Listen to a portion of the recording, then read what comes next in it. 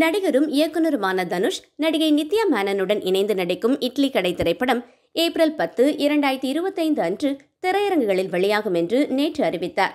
தனுஷ் தனது எக்ஸ் பக்கத்தில் சிவனேசன் இட்லி கடைக்கு எதிரே நிற்பது போன்ற ஒரு சுவரொட்டியுடன் செய்தியை அறிவித்தார். தனுஷின் ஒண்டர்பார் பிலிம்ஸ் ஆகாஷ் பாஸ்கரனின் டான் பிக்சர்ஸுடன் இணைந்து தயாரிக்கிறார்.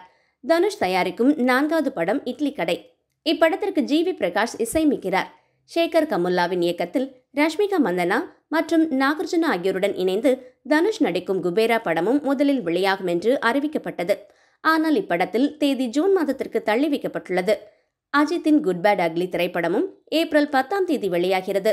இரு தலைகளின் படமும் ஒன்றாக மோதுவதால் தனுஷ் ரசிகர்கள் அஜித் ரசிகர்களை வம்பிழுக்க தொடங்கிவிட்டனர். தனுஷ் ரசிகர்கள் இணையத்தில் விடாமுயற்சி ஊத்திக்கிச்சு. ஏப்ரல் 10ஆம் தேதியுடன் அஜித்தின் சினிமா சாம்ராஜ்யம் முடிவுக்கு வருகிறது என்று கலாய்க்க ஆரம்பித்து விட்டார்கள்.